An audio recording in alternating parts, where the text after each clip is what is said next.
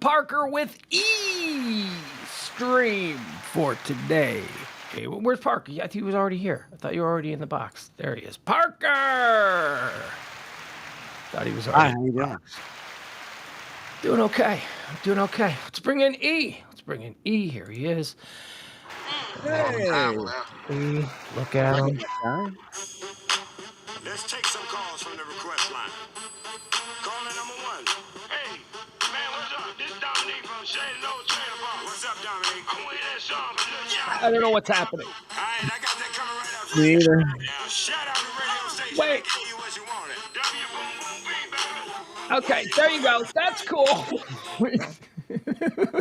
Thank you. Is he doing his own walk-up music I guess so. I like from it. the I like it. headphones of a 1996 Walkman? All I gotta do, you just gotta tell me what that is. I can play it on. I can play it on Spotify. You know, I had to come up with my own walk-up. I like it. That's good. This is the second of two streams that I do every day here on the Radio Misfit podcast platform, radiomisfits.com. For all your podcast needs, they got a show. They got cool shows. They got shows about lifestyle.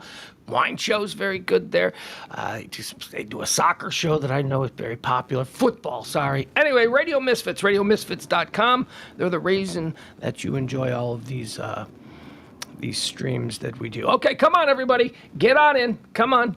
Grab your beanbag chairs. Come on into the chat room, as I like to say. We got Whitney here. We got Ed here. Look at Ed. We got Ed. Seeing Ed in the chat room. Hey, E, you can appreciate this. Seeing Ed, and James, you can too. Seeing Ed in the chat room is like when you're in a band and you're playing like one of your first bar gigs and you look out in the crowd and one of the tables, your mom. Yeah. or the band manager. Right. They don't count. Ed don't count. It's going to be like, you sound like you're in the toilet. Yeah. All right, everybody, welcome into Pugs and Parker. How are we today? Good. I'm glad he's got a walk-up song now. You don't just play it off your phone like a few feet away from the microphone and have that horrible, tinny, echoey sound. Like, let's plug it in. I like the idea of all three of us having our own soundboard and being able to fire like projectiles at each other at all times. I'm ready for that layer of the show to happen because I think both of you would be. I know you would be good at it, Pugs, but Emil, you kind of do that verbally. You're a very good barb guy, like one-liner. Like Schwartz is a very good one-liner guy.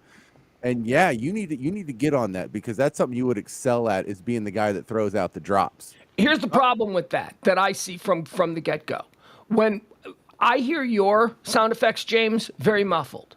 And I don't know if E's gonna sound we don't. It doesn't sound clean. That sounds good. Those sound good to me. Yeah, no, those sound great. Those are quick. Yeah, see? Does it get screwed up when I talk? Okay. Yeah. I don't know. What are you doing? Okay, can you understand when I'm doing just like vocals like this? Like, What you just said is one of the most insanely idiotic things I have ever heard. That sounds At fine. no point in your rambling, incoherent response were you even close to anything that could be considered a rational thought. Everyone in this room is now dumber for having listened to it. All right, thank you. I All right, that's enough. What did that guy hear that I said? No, he's see, he's talking directly. There he is. That's Abel. That's why we like him. All right, Abel's wearing his Yankee shirt. James is dressed like a farmer. I'm wearing a tie because I thought James demanded that we all start looking pretty for some imaginary TV show that he's a part of, so we all got to dress like gays. I'm the only one who dressed up today. I thought we were all dressing up. You look like a father at an Irish bar. You took off the white collar because you're out drinking. That's exactly what I want. No, I'm wearing a short sleeve shirt. I just found I was wearing this shirt anyway, and I go, oh, I should throw a tie on. So I just reached into my vast array of ties and just picked one. It's all wrinkled and stuff. But and I got scolded for the marijuana shirt. I thought we were dressing up. I thought this was all a part of some big. I am wearing a collared button-up shirt. Just because it happens to have a plaid pattern doesn't mean that it's a farmer shirt. I am fucking wearing this. I showered. I'm gonna wear this. Thank you. He showered. That's very good. For those people that are interested, I showered. I don't know. That explains it. You know what kind of energy? I think if people are watching this show, I'm the first guy to get knocked off. Like, so this is if this were Survivor, like I've just already extended my stay longer than I should be here by wearing a Yankees jersey. Yes, Brady, I did just say James demanded that we all dress like gays. I did. I said that. Flamboyant and fashionable. That's what that means. Oh my God, are you going to get us taken off before we ever get on? There's nothing. There's nobody that could take us off. Ed could take us off. The recently showered Emil, it certainly informs a vibe that I've been getting. Every night he seems to bring this.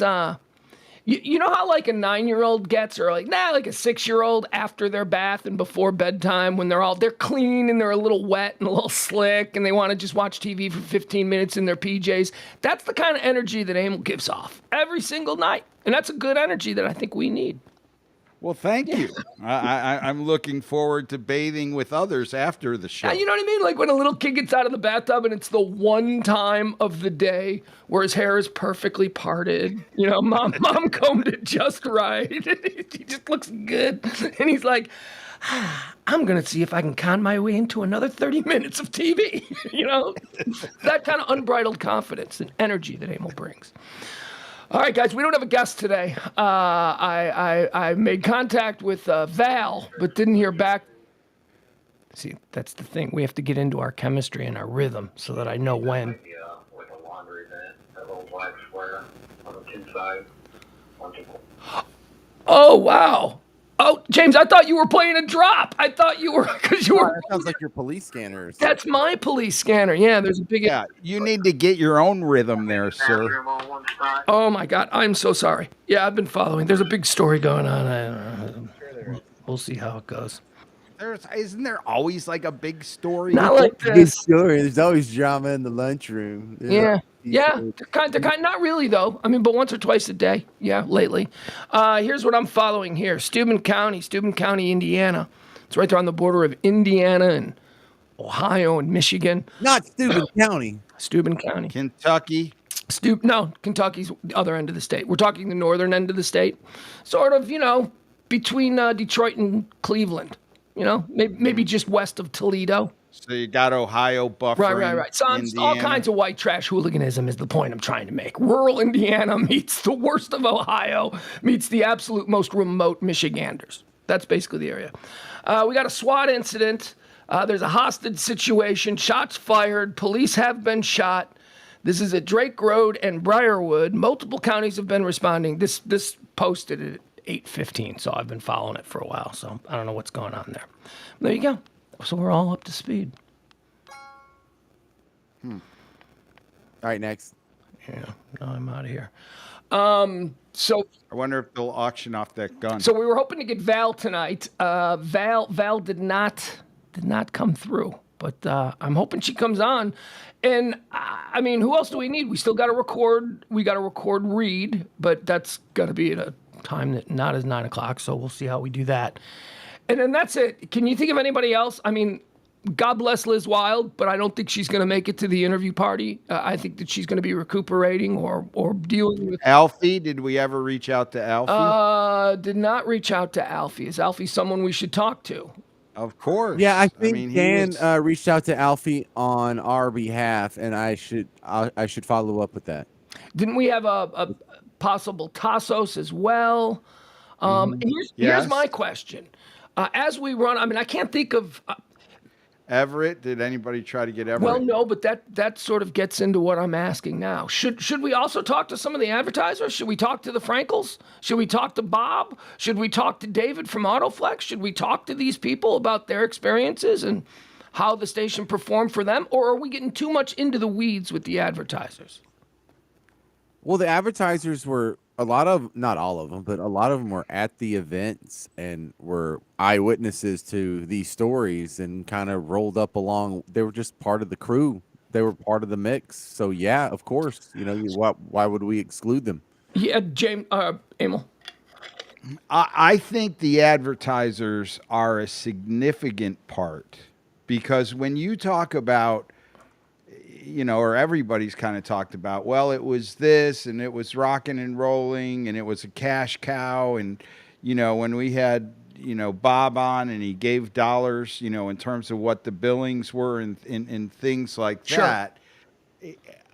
I think you then go, well, why were people advertising? What was bringing in, $20 million bucks? And I think the reality of that is, if you're an advertiser and you are running live spots, you have got an answering service, or you've got some girl in your, phone room that's answering calls for your business, and you're tracking calls that you got relative to advertising that you ran on a particular day.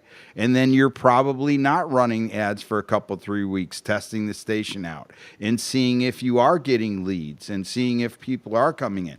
And I think people like Bob, people like the Frankels and the Mark Rubens of the world, the Rodney Andersons of the world, the D&M Leasings, the David, the Schwartzes, those types of people that were advertisers that also kind of crossed over and did live reads. I think they give you another idea. Well, certainly at least the ones who were the personalities, success. the ones who were like, we should have Yeah. Everett on, but certainly we should reach out to him and give him an invite. He was a big part of Russ's show. I mean, David Blassingame with D&M Leasing, he had that morning He's show. Autoflex, unless he's changed. I'm Yeah. sorry, Autoflex. I don't know if he jumped over to got that competitors. right. Yeah. No, he did not. We've frozen out JD Ryan. Nobody invited JD Ryan, and that's just because I'm holding a grudge about something that he did and probably didn't mean, but it was extremely hurtful. So I don't know. Should somebody reach out to JD? I mean, look, I'm in a peaceful mood. I really, if I'm trying to be peaceful with Gavin and you know what I mean, I'm maybe, as I write this thing more. James brought up JD Ryan months ago, and I said absolutely not. But the more I write this and the more I find the story, I'm starting to just be like, you just got to get over this bullshit. These were just people in a bad situation, and they reacted the way people, So that's kind of where I'm at. Well, I mean, and even if you are pissed off, why not have that flavor in the soup? Because it really was part of the soup early on.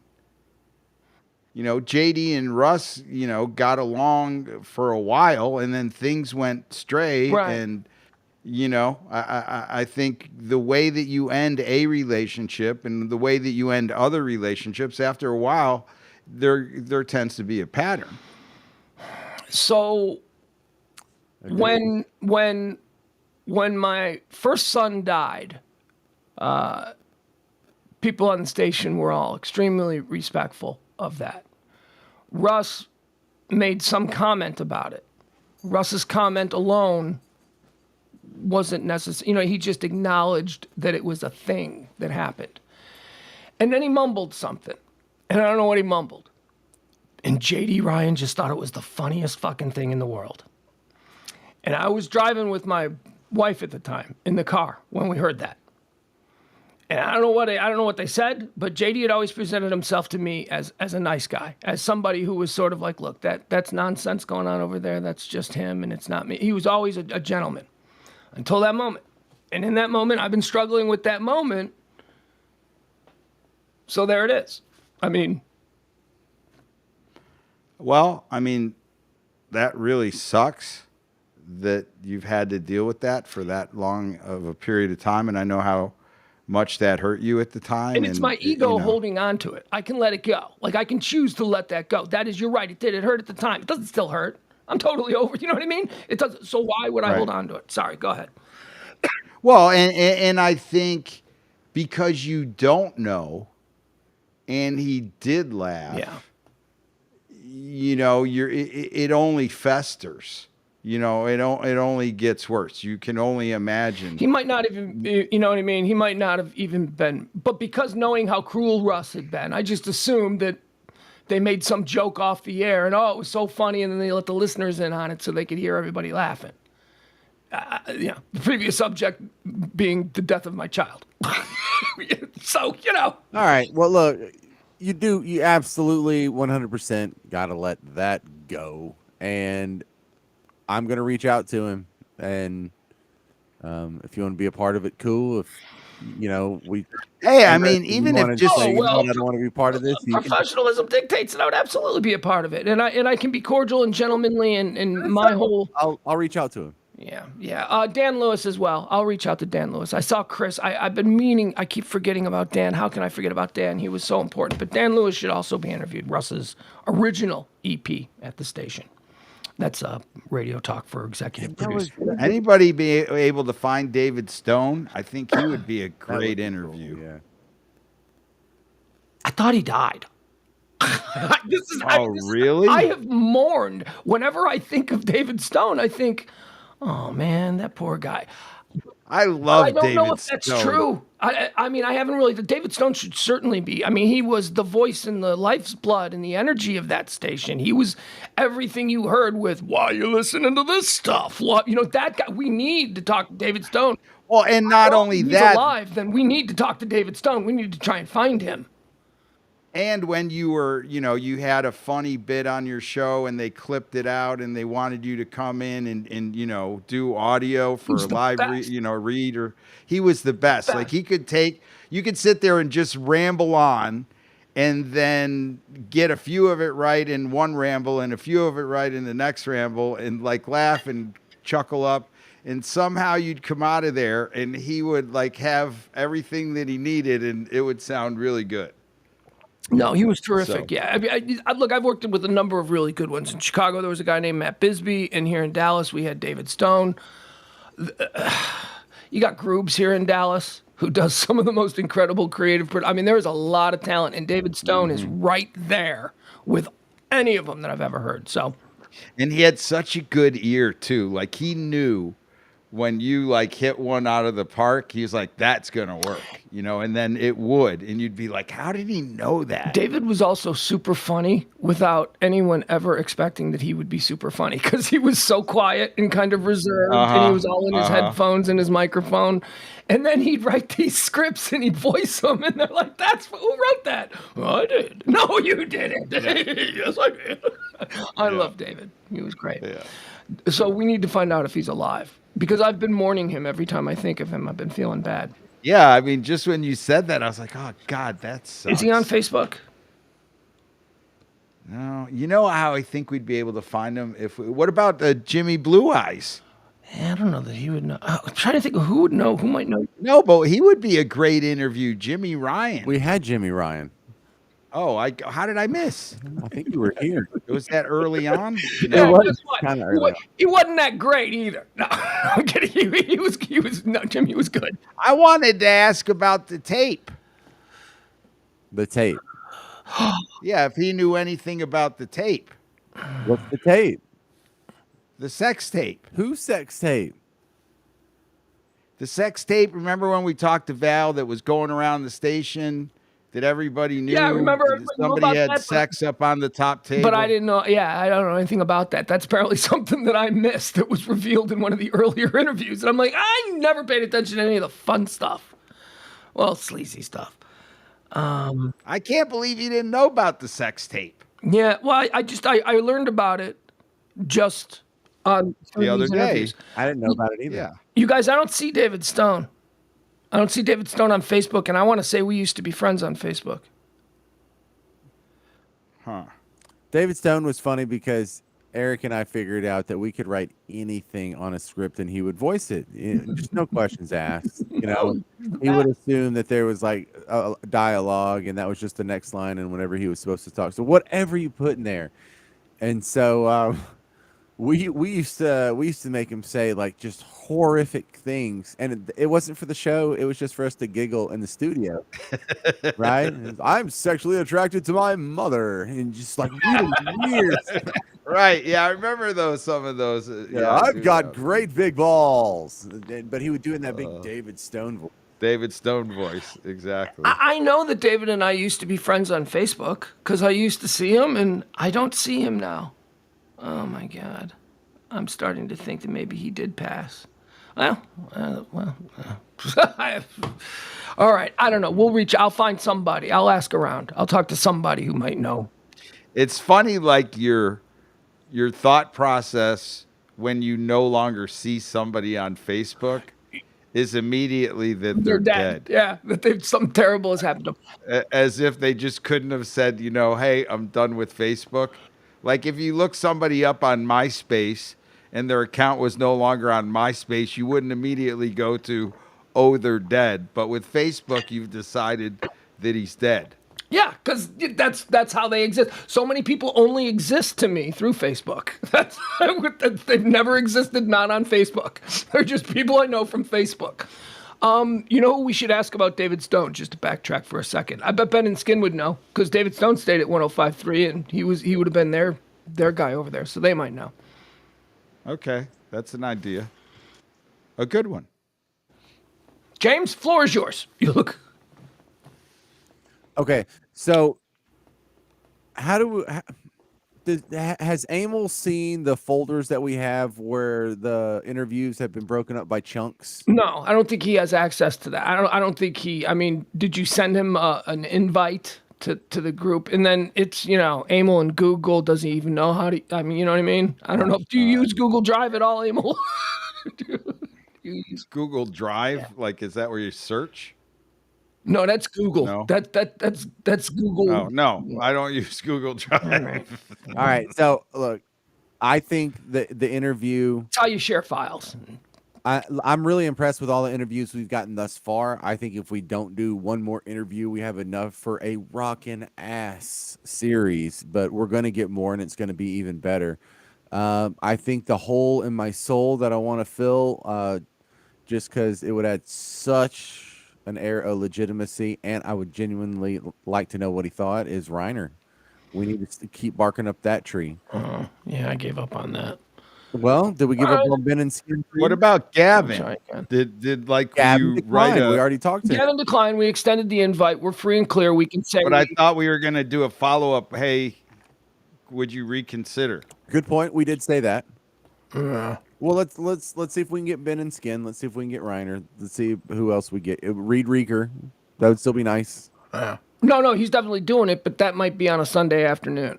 So we're gonna have to figure out. Because I'm gonna make even if it's just me and him. I mean, we go. I don't know. I might I might dominate the conversation anyway, just because of he put me and Kelly together. So he's.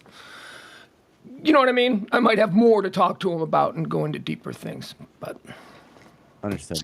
Ed doesn't like us using Google. He thinks it's an abomination, and Ed, being the tech nerd that he is, would like us all to use Dropbox like a real person. Go. Another subscription. What happened to Bing? I thought Bing was gonna bang out No, Google. it's different. And we're talking about online cloud storage. Hey, remember Jeeves? Remember Jeeves.com? Send it to my Jeeves drive. What happened to speaking There stuff? still is Bing. Bing's still around. Yeah, Bing is great for pictures. If you're looking for pictures online, don't use Google Picture or Image Search. Use Bing. Bing gives them to you real big and full. They're great. Okay. Really? Can I bring in a hot sports opinion for our first topic of discussion here? Yes. I just got finished watching play in basketball, so let's do it. All right. The Mavs are out of the playoffs. I have a feeling that I am wildly in the minority on this policy preference, but I found someone else who agrees with me, and he's smarter than me, so I'm going to stand on his shoulders for a second. But the loved, hated, polarizing, whatever you want to call him, Elon Musk. Weird ass. Weird ass is that'll work. Look, He's just weird. He and I agree that fentanyl should be legal. So can you read that tweet, or you want me to read it for you, or what's Well, up? it's a little small on my screen, but go ahead. Why don't you read it for me, and I'll try and read along as best I can. How did this tie into sports? None, Okay, not just at all. sit back and let it unfold. Let the pro do his work, baby. Come on. Who gives a shit about sports? We're talking about drugs. Elon Musk says, I think we should legalize it. The probability of overdose or a bad batch is greatly reduced if there is actual QA and regulation. Also, crime flourishes when substances are made illegal. Alcohol is very much a drug. It's just a legacy drug from olden times when we had no technology. Prohibition of alcohol in the United States caused the greatest increase in organized crime in our history. How many times do we have to learn this lesson? Exclamation point, question mark. Is this your all drugs should be legal argument? Is this basically it? Because Yes. I also, like Emil, thought you were going to offer a sports opinion. I thought you said your hot sports I know. take. He was just Oh, he was no, being no, no. metaphorical is all. He was, he didn't mean. What do you mean? Oh, no. You said hot sports He take. used it conversationally to say that I've got an opinion that isn't going to be popular, much like many sports talkers. Yeah, you had to do a little bit of heavy lifting to get the joke, but it was smart. I like it. I got you now, James. All right, so is this your all drugs should be legal argument? Yes, he shares apparently my all drugs should be legal argument. Okay, because there's so many secondary issues that would be solved if we legalized all drugs.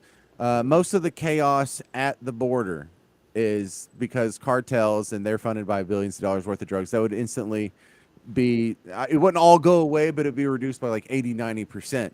Same thing with crime in the inner cities with all these people shooting each other over territory. This is all about illegal drugs.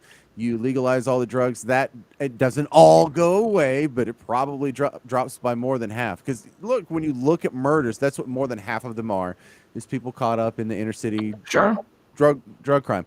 Also, just think of all the people whose lives get ruined. Like, Jennifer, Carol, we could just start naming our friends. But something as this isn't much of a stretch, but like, what if drugs were legal? Would George Floyd have said, "Hey guys, I just took some fentanyl and I'm having an overdose"? But because it's illegal, he has an incentive to not disclose. Okay, why would he say that? Why would he say that? Where did you tie him to fentanyl? Yeah, because this is one of his right-wing narratives about how he was a drug addict. I'm just saying. Okay, how about don't say George Floyd? How about anybody who's having an overdose? They don't just get anonymously dropped off at the hospital like a sack of potatoes. But if you remove the criminality, they can actually go What do you get mean? help. Yeah, they can do get have dropped an off ambulance like come a to their sack house of without having to worry about everyone going to jail because they're doing drugs. There's all kinds of these secondary issues that would be solved if we just legalized everything. So hold on. Let's because we've had this conversation before, and I like it. I think it's a worthy debate to have, and I'm not in total opposition to you, but I would say this. What did you just say about if all drugs were legalized, people wouldn't just dump people at the hospital? Is that what you said? Well, I Like wouldn't. a sack of potatoes. I wouldn't say never, but Well, of course, it's going to have people who don't have insurance and get involved, and I mean, No, you but can't let's- think that the legalization of drugs is going to stop the addiction to drugs. No, it didn't. Not making that case at all. The case, Right, but that's how you get dumped at the hospital like a sack of potatoes because you're out of your because tree.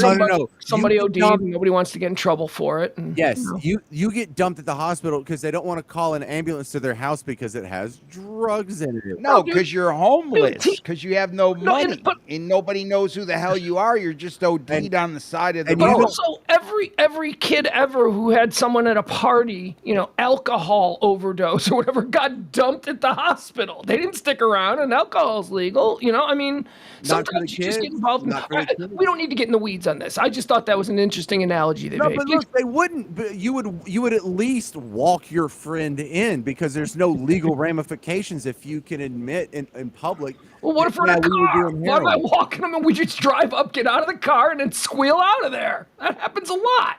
I know, but you wouldn't. That you would reintroduce humanity to the We don't need situation to be in the because weeds on this. I mean, I think he would be shocked to figure out that his plan would ultimately not work.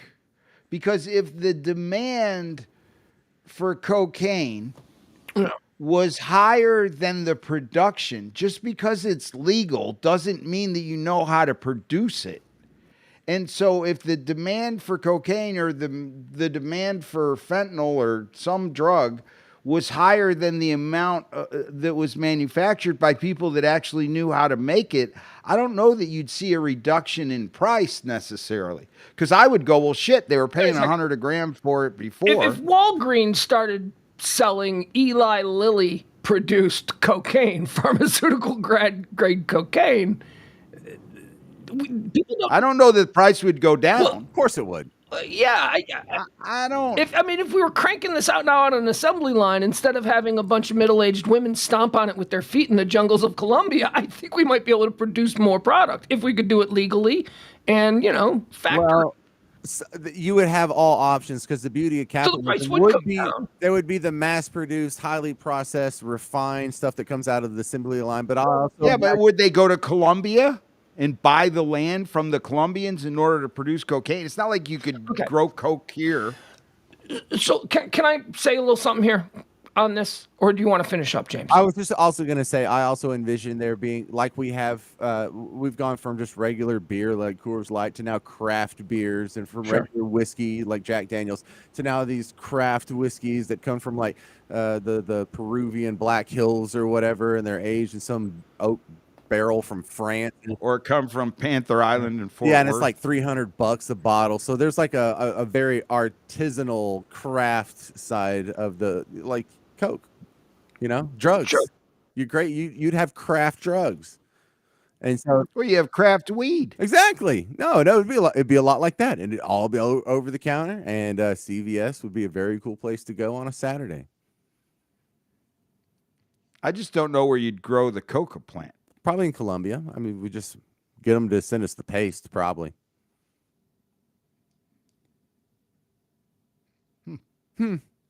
I still think people would do just as many drugs, maybe more. Probably. Probably be comparable. Yeah. There'd be a lot fewer of us in jail. We would no longer lead the world in incarceration, which is a very embarrassing statistic for a place that's supposed to be the land of the free. We have more prisoners than anyone else. So that would instantly go away. We would no longer hold that distinction. Apparently, Pugs is having some technical issues. We're just going to get some fentanyl or something. Is that what he's doing? I hope He's not. back. Yeah, I don't know. No, I'm having internet problems. So I missed that whole thing. All right, can I say this? Let me just say this about this whole issue. The entire issue in the pearl clutching that goes on over what happens if we legalize drugs is based on one very big, broad leap that I think people are assuming is absolutely going to happen. And that is that everybody's going to run out and become a coke ad, or everybody's going to run out and become addicted to heroin. This didn't happen with alcohol. Alcohol is legal, okay? Well, everybody is not an alcoholic. The people who have that in them, who are going to be addictive personalities, yeah, maybe they will now become heroin addicts if it's legal. But those are the same people who would have been alcoholics anyway. These are already people who are dealing with very specific things. I am not sold on the idea that just because you can buy cocaine at the Walgreens, that I'm going to be buying it every week. I don't believe that I do think that there is some merit to James's argument that if it is a controlled and regulated industry and economy, we will see crime drop because that teenage kid, you know what? The frat boy from SMU isn't going to have to go into Fair Park to buy, some Coke anymore. He's going to now be able to get it legally if he's over 18. So I do think there is an argument to be made about the crime element, and I also sort of poo-poo just a little bit all the people who say, we can't make it legal because then everybody will be drug addicts. I don't think so. The people who are going to be addicts anyway will be addicts. Oh, yeah. I agree 100% because as somebody who has done drugs, No.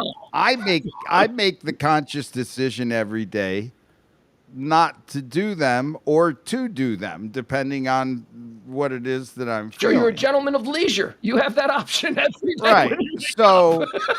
Right. so if let's say the drug of the day happened to be, okay, today I'm going to do heroin, Because it's all legal. right? I wouldn't necessarily go, well, now that it's legal, I'm going to double up my dose. Right. Or That's now the that I pushback on the argument of legalization that everyone assumes. Like, for instance, if you Google, like I just did, bad things that would occur to society if drugs were legalized, all of the arguments are based entirely on the idea that we'll all become addicts. And I think that's a faulty position to begin. well, it's a faulty position if you're somebody that chooses to do drugs on your own free will and is capable of stopping. You like the fact that I didn't do heroin today doesn't mean that if I set out to find it, I feel like I would not be able to come up with it. If you needed to do heroin today, whether it's legal or not, you'd find it. That's what junkies do. And those junkies would be junkies if they're legal or not, because they're seeking something else. They're seeking something to anesthetize who they are. That might be alcohol, that might be meth, that's what they're doing. Here's what legalization. Well, if you're at home and you can't find weed, you're not trying. Like if you're sitting at home and you're going, well, the reason that I'm not smoking weed is thank God, because I don't know where to find it. But if I found it, I think I might become addicted to weed. Like, if that's your mentality, you are just not looking for weed. I don't think weed is a fair comparison, because let's be honest, we're talking about highly addictive substances. We're talking about the legalization of heroin. I don't think anybody here in this room has a problem with the legalization of weed. It's not addictive. It's not the same thing, right? We can all agree on that. Weed should be legalized. Dude, they tried to send me to rehab for weed. It's ridiculous. Dude, there was like $1 billion industry in the 80s that sent every kid, like if a kid was at a party and the cops showed up and maybe somebody at the party had a bag of weed on them, a kid at the party would get sent to rehab because his parents would be like, oh my God, you gotta go. Do you know how many kids in the 80s got sent to rehab because they tried weed once and they got caught? You know what I mean? It's like, this is just a money-making venture for these healthcare companies. Tried weed once. Yeah. Anyway, it's just I don't see more people getting addicted because it's legal. Like that argument. That argument is to everybody that's doing it right now that doesn't need it to be legal in order to find it. For you to explain to me, oh, all of a sudden now because you can find it legally, you're going to do more? No, the only way that I'd possibly do more was if it was cheaper. You know what I'm saying? That let's get the entire middle class strung out. There you go.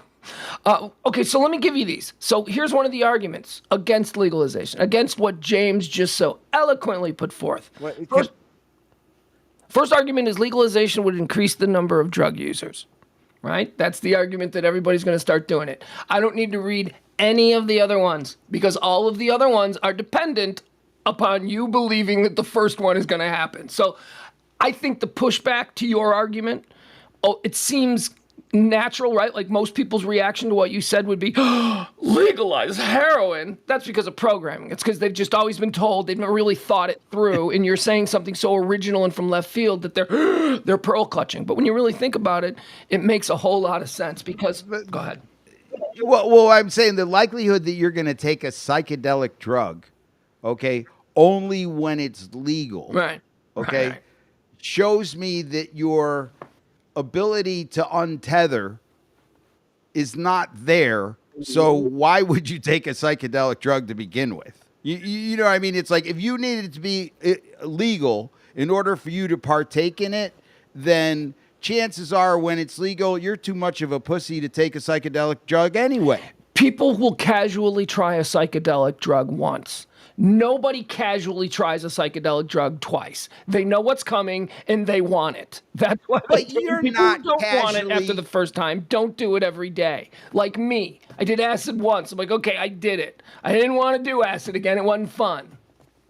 But there's nobody sitting at home going, I think I would casually try this drug if it crossed over the threshold from illegal to legal. No. If that's your mentality that you can't try any drug until it becomes legal, then you don't have an ability to tether yourself away from fantasy. Good drug user. Stop. Dude, there's not a good drug user. You're just not the personality that's going to get hooked. Well, I know, but there's also like millions of middle school social studies teachers that as soon as weed becomes legal, they're going to go to the little tea shop and they're going to like have a little weed sprinkled in with their tea and get some gummies or something. I don't know. It'll be fun. So no, there's a lot of decent people who are not doing it just because it's illegal, and those people have good intentions. These are people who follow rules. We're not like them. I don't understand rule followers, but that's because we're flawed. We're bad people. Okay, fine. I'm bad people, but just because you're a good person doesn't necessarily mean you're not going to do drugs. I'm just saying if your personality type is that oh, you've got to wait to do this drug until it's legal, you're probably not a drug doer. Right, you're a sweetheart. All right, so let me throw this other angle at you too, because this requires you to think just a little with a little more imagination. But think of the foreign policy consequences of all. I don't know if I got that. All right, well, stick with me. I bet you will. Think of the foreign policy ramifications if all drugs are legal overnight. So number one, the entirety of Mexican government, top to bottom, from freaking Juarez to the DFA, is just ate up with bribes and narco money, and it's absolutely destroyed it. And the billions of dollars of incentive of corruption has just ruined I that know. government. I know. So you got to get the drug dealers out and get the pharmaceutical corruption in. You're right. And You're absolutely right. it would clean it up by half. There would still be Yeah, but okay, so today it's legal, right? I'm following along with you. Right. Today it's legal. Where does my inventory go if I was the illegal day, the day that it becomes legal? It still stays with me. Yeah, there's always a shadow And market. where does your inventory come from now that it's legal? Because nobody was growing that shit the day before with the idea of it was going to be legal the next day. So when it goes legal, where are you getting your crop? Well, It would start- first of all, it wouldn't be legal the next one day and then illegal. Like, you know what I mean? It's not going to happen overnight. It's going to be years, and there will be people going, "Hey, there's a bill in Congress. Let's start growing." And the day, But I'm saying the day it goes live, but the day it goes live and it's like, okay, today, all drug selling is okay, almost the purge, but forever. That's not crazy, because I have a theory that one of these guys, because these cartel guys, they're not just ruthless. They get to the top based somewhat on merit. And I foresee one of these guys going legit and actually being good at it and being just naturally a good businessman and doing it without having to kill and without having to bribe his way and, intimidate the other plazas for his territory. Like, I can easily see one of these guys turning legit and it working, but probably most of it's going to be taken over by like a Monsanto or a Bayer or Merck or something. Yeah. You with me on that one? Okay, so also follow No. I don't know if I'm with you on that one. I'm just listening to you. All right, so follow the foreign policy ramifications to the other side of the world.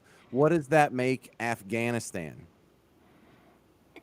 A big pot farm. Well, no, Afghanistan's number one crop is opium, and Right. most of the opiates that's being grown in Afghanistan goes to nefarious purposes. It necessarily has to be sort of a rogue state. Sort of the whole damn economy is a black market state, and that is the base of the Taliban's power. So the Taliban can go legit if they want to start cutting business deals and incorporating shit and doing everything above board now that it's legal. Maybe those guys will be pulled into the 21st century from just the business transaction, the business world of being accepted and being made legit and not being criminals and not being on the receiving end of RPGs and drone strikes. Let me ask you this, because this needs to be addressed. We've only talked about, okay, so here's what the people, I've been bringing up what the people who don't want what James wants, which is the legalization of all drugs, what they push back with. And we've sort of been just looking at this from a realistic nuts and bolts kind of way. But what about the human, the moral aspects of it? You just brought it up. You just brought up the opium thing, right? We had been talking about coke and heroin. Heroin is opium. That's what it is. We have an opium problem in this country. Now, hold on. Walk with me on this. I think that when we talk about legalizing all drugs, we immediately go, the junkies, the ones who are choosing it. We have a problem with pain dependence in this country. People who don't want to be junkies, who were overprescribed opioids, and now they're addicted to opioids. This is not the loser from high school who ended up the junkie like you all expected. This is the guy who fell off the ladder at work with the two kids who now can't do anything because he's addicted to opioids.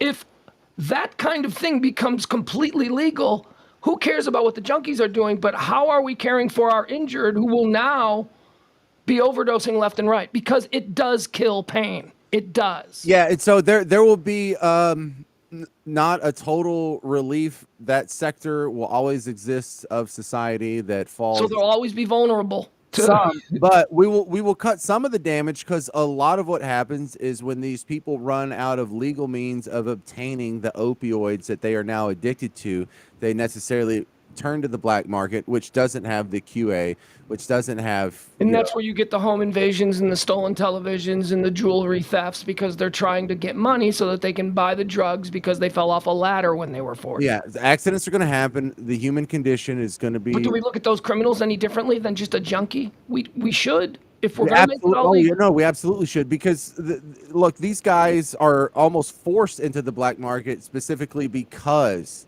we have drug prohibition. And one of the problems with drug prohibition, there was an interesting study where they were talking about these doctors that get addicted to opioids because they can prescribe it, they can get it. You know, they if you can't self prescribe, but you know doctors, if you're a doctor, that you can always get whatever you want. And they found that they were amazed at how many of these guys were functional. And they were functional because they were always getting the good stuff. They were always getting it for really cheap because they were getting the best deal and, you know, best bang for their buck. And they weren't having to go get some stuff that's been stepped on 4 times out of Central City. And they could afford it. So much, you know, a huge part of the problem of addiction is the economic problem. And when you're allowed to get the legal, cheap, pure form, you give people. I know this isn't ideal, but for it's the least worst scenario. You give people a better chance of being functional addicts if there's the legal avenue. See, and I see this as just a hide the ball equation. And it sounds sexy, like, oh, let's just make all drugs legal, and then all this stuff is going to go away, right?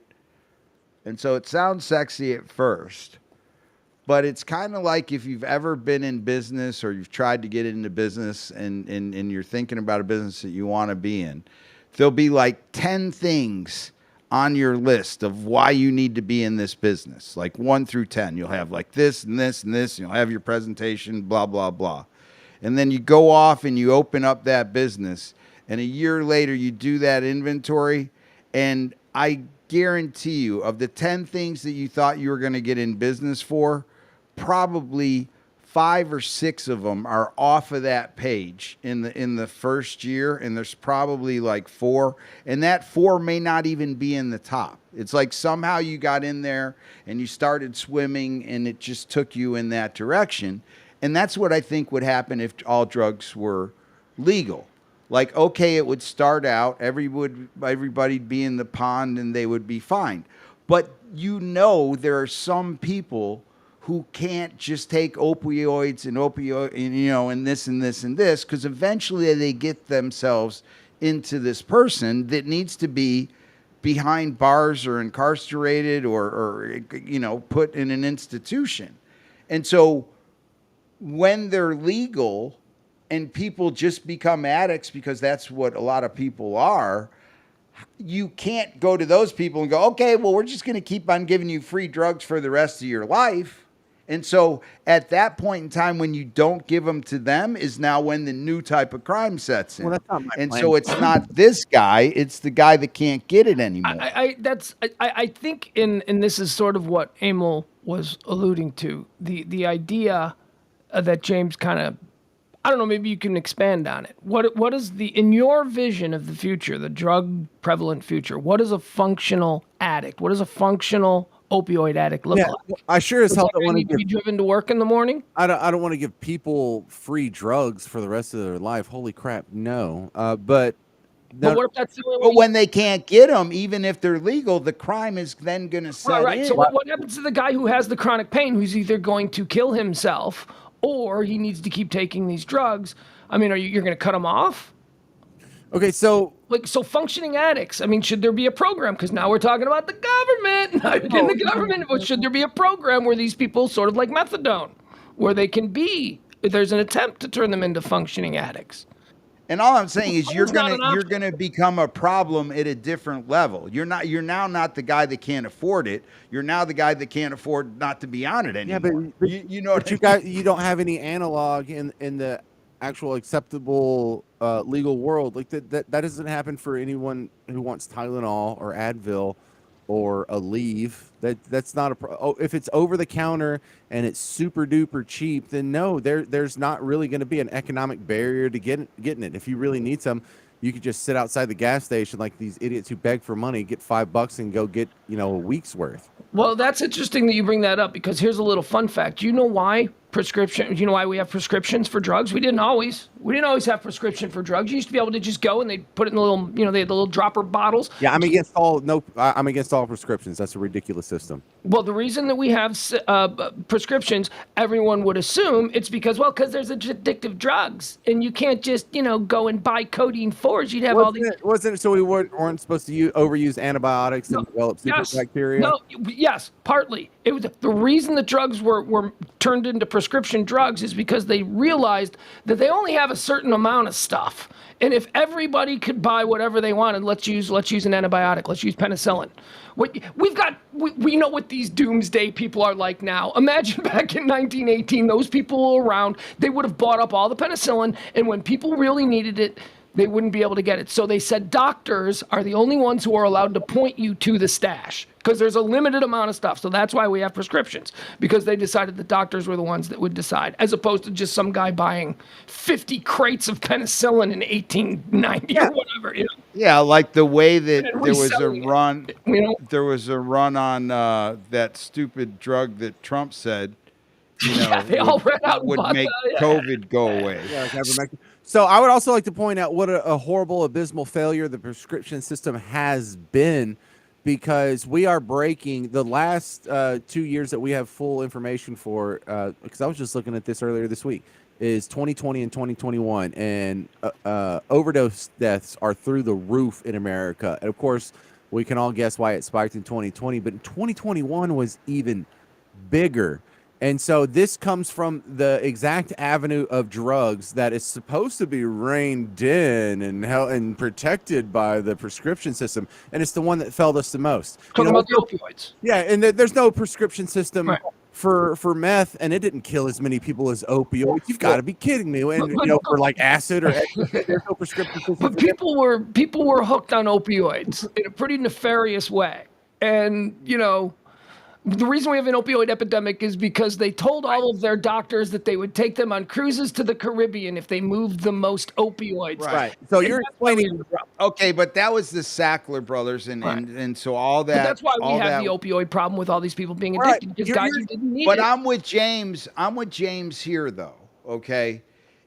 Like, for example, I can't remember. I think it was West Virginia they showed like one of these states that the number of prescriptions that they actually had in the prescription bank and the number of pills that were actually prescribed paled, like every person in West Virginia would have had to been on this particular painkiller for a year and taken this many a day in order for somebody to go, I think we've got an overprescribing problem and there's a black market for these things. Like, all you needed to do was own a calculator, how many people were in Virginia and how many pills were prescribed in X period of time, and you could have figured that out. Why they were so slow to nail these doctors that were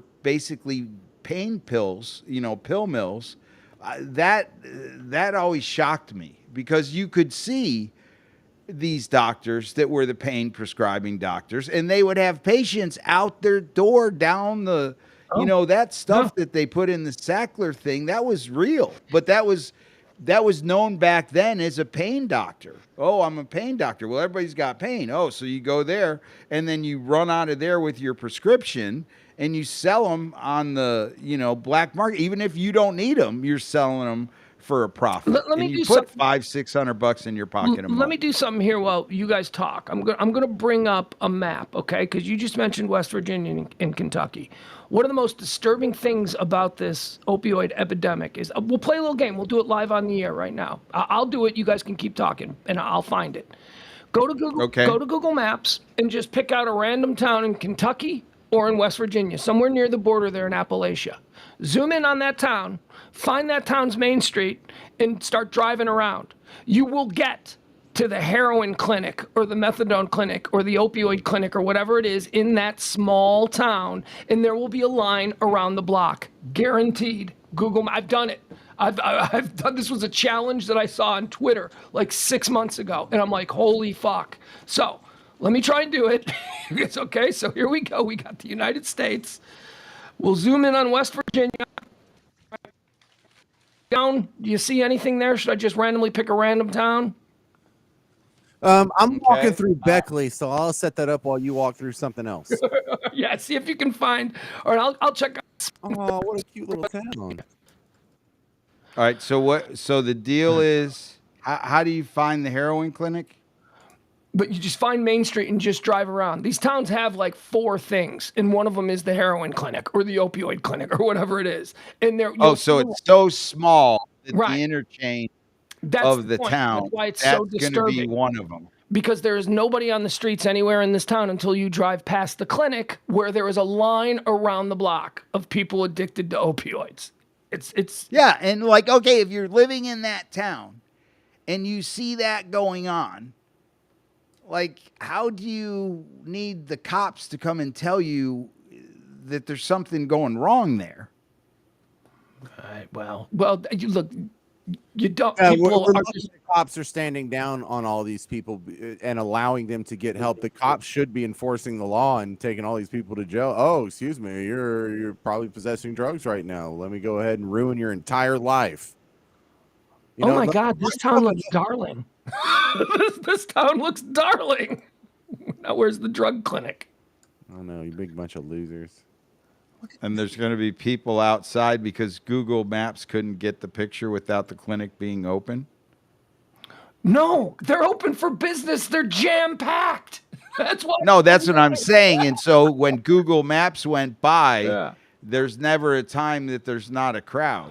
Actually, yeah, exactly. That's the randomness of it. That's why it's so disturbing. What is this? Right. Because, like, there's always, there it is, probably right there to the right. No, they're in line for popcorn. All right, this town actually seems to be a bit more happening than the random Appalachian town. I don't know. This is the Roby Theater. Apparently, people are going to go see a movie. James, do you see anything in your town? Well, for mine, this is the building it's in, but I think we caught them on the weekend because there's not even anybody parallel parked on the street. So that's mine, and it's in this county building right here, West Virginia office of the. Oh, so what did you do? You just looked for the clinic? Yeah, I mean, you searched the clinic because I'm just driving randomly around looking for the people. I typed in opioid clinic, and then Beckley, West Virginia. Okay, and there was one. It's a cute little downtown, but man, the neighborhood around it sucks.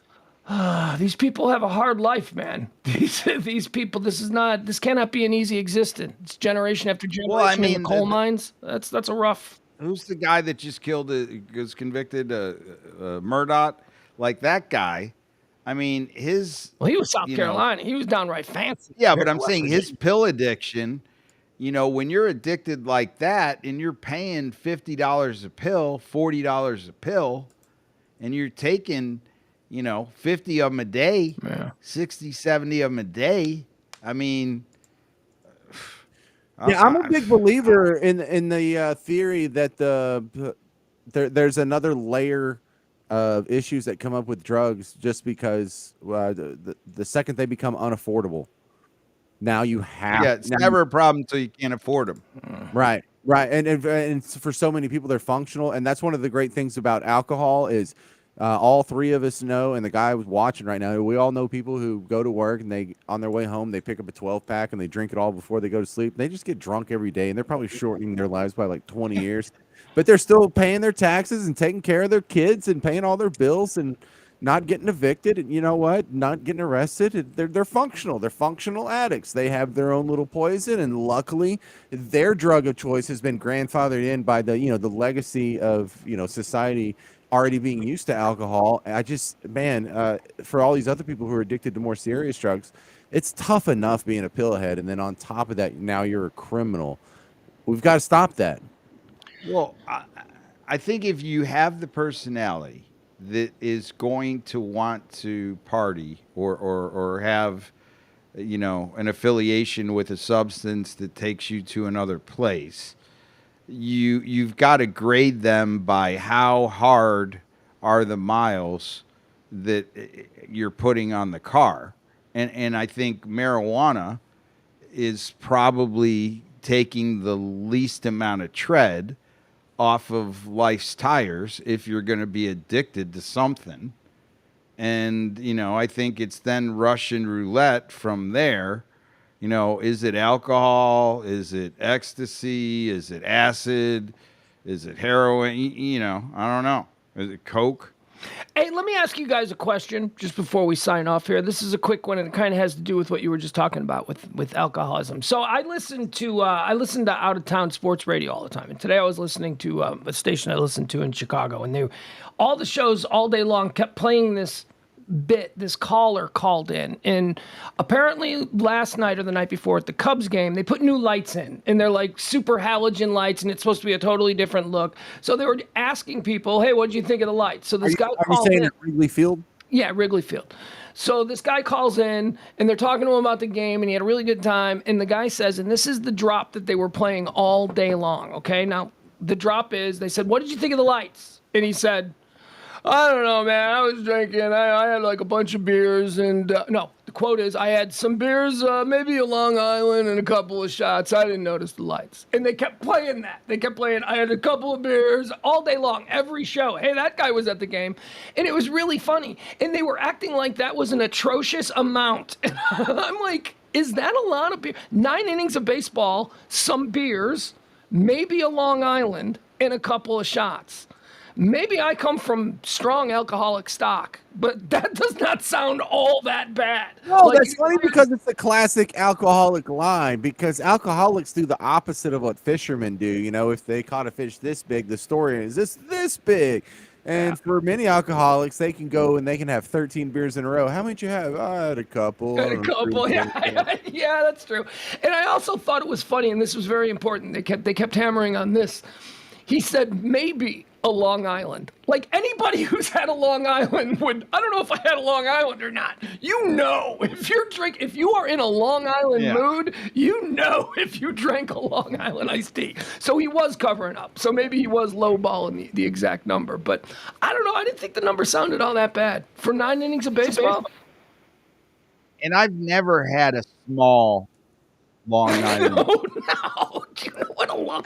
Like a Long Island tea, when you're going to that trouble to pour that many versions of alcohol to make it taste like tea, it's not a small Long Island tea. I want to begin now at this ripe old age. Every time I go to a bar, I want to order a Long Island. Now, I think ironically that would be a fun drink to have as my drink. Man, y'all used to make fun of me when I would order Long Islands at Pugs and Kelly events. Well, it's because you were a 22-year-old kid and you weren't doing it ironically. You actually thought that was, sophistication. No, I didn't think it's sophistication. I just thought it was the best use of $11. Man, yeah, well, that is get you hammered. I mean, I'm going to show my age here, but like we used to go to this place in Buffalo, and it was like Thursday night were pitcher night, and like you do $1 pitchers, $1 a pitcher, and you could get Long Island tea. I mean, it was probably like the bar whiskey of like every, the same brand that just switched styles of whiskey that you were getting, but. Oh man, I think we talked about this before, but how crazy like alcohol law, like there were, before people got touchy about everything, you could basically do anything with alcohol.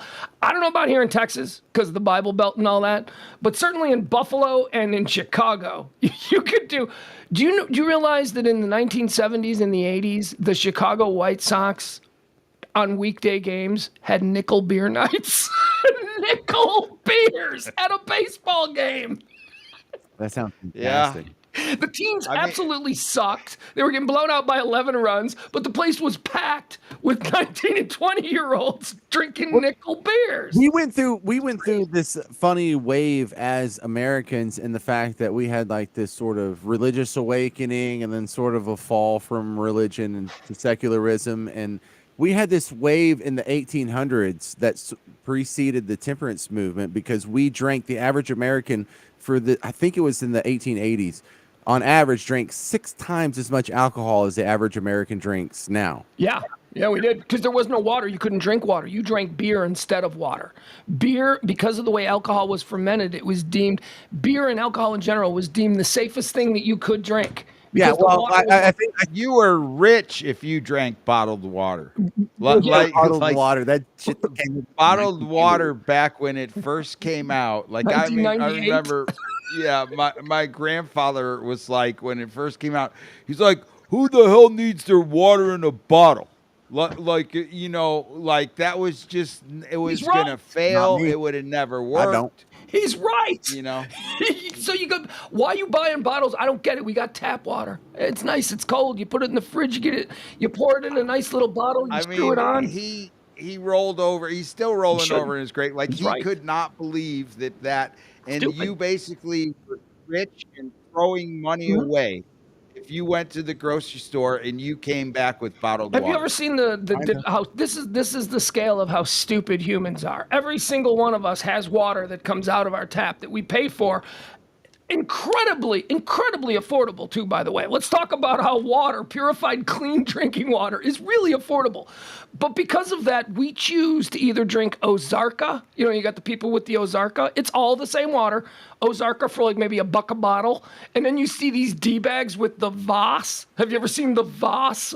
Oh yeah, Voss or Evian. It's the same water. It's just now it's in a or- fancier yeah, bottle. in a glass bottle. Well, now it's in a glass bottle or Fiji. Oh, gotta Yeah, have my but water in a it's glass. sandblasted glass, Emil. It's sand, and it's nice.